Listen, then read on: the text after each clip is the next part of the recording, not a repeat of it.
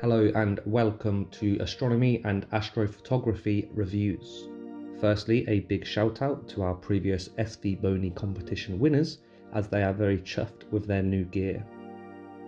Stay tuned to the end of the video where we'll share some limited time SVBONY promotions. And if you could please like and subscribe, that would very much help our group.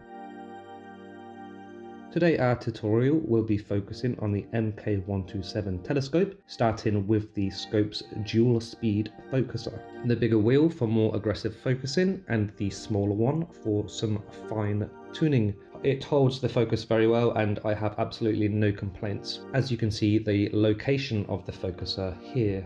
The telescope has a native focal length of 1500mm. But for now we're going to be setting up the scope at 975 using the 0.65 reducer. On the reducer here you use this small ring to tighten and it goes straight on the back here. Now we need to add our 55mm back focus rings to the reducer, as the scope takes 55mm for back focusing.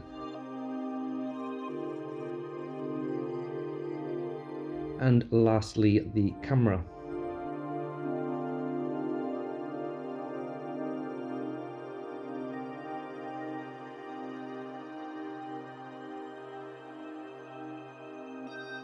Now that's done, we can rotate the camera by slightly unscrewing the reducer ring, then rotating the camera while holding the reducer ring.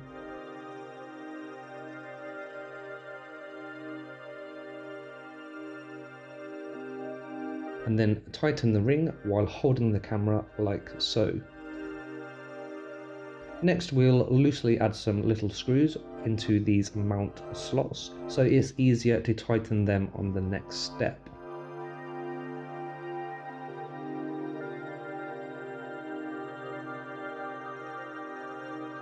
Add in the guide scope,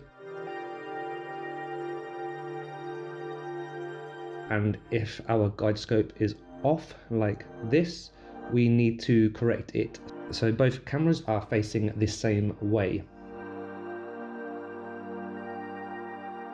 Then we're going to add the ASIAIR, making sure the ports are facing the camera and the antenna is away from the camera so it's easier to plug stuff in.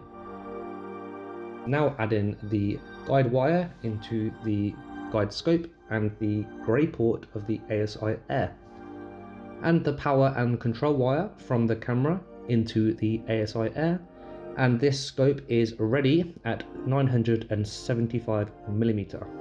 Now for native focal length at 1500mm, first using the 1.25 inch adapter, next the 55mm back focus rings, and lastly the camera. Unfortunately, with this setup, you can't manually rotate the camera, so instead we'll just match our guide camera with our main camera, and that's 1500mm done. Lastly, we'll do a ×2 Barlow at 3000mm, starting with the 2-inch adapter. Then I'm going to be screwing my Barlow lens into my back focus rings, and the back focus rings are mainly to hold the camera instead of actually providing back focus. And then it all just slots in and tightened with a screw like so.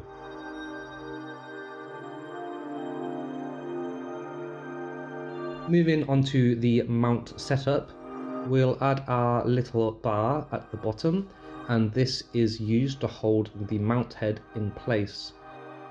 And we have a plate here with a cutout at the back facing south and the pointy bit at the front facing north, and this is used to push the legs out and stabilize the tracking legs. I'll keep all of this relatively loose for now, as we still have to add the mount head and tighten everything up. Now adding the mount head and screwing in that bottom bar and plate nice and tight. Screwing in the slew-in screws that push the mount head left and right, used for polar aligning, and dropping the weight bar. Next, adding the weight, and if you want to know how to balance, please see this separate tutorial video here. I'm going to quickly unscrew these so nothing obstructs the telescope as I add it. Then tighten them up nice and tight so the telescope doesn't fall out. We're going to straighten everything up.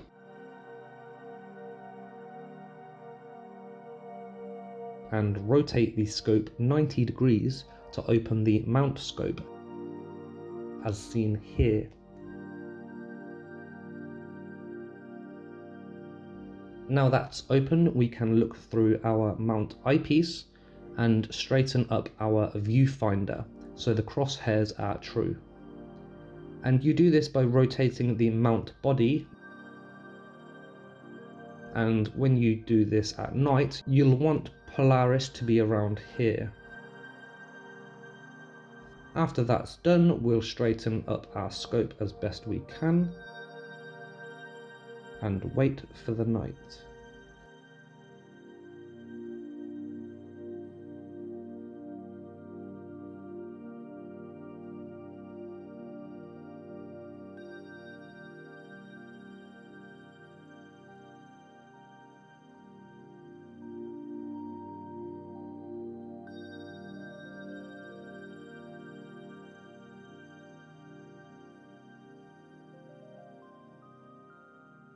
I spent about 7 hours and 30 minutes on the Iris Nebula at 975mm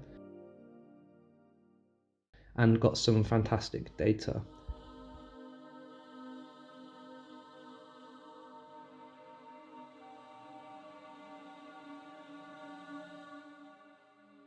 Unfortunately, I forgot to add the back focus rings for the entire shoot, which resulted in some really stretched stars on the outer edges of the photo. As you can see, this was a result of me not adding the back focus rings and the camera sensor being too close. Thank you for watching, and I hope you enjoyed the tutorial.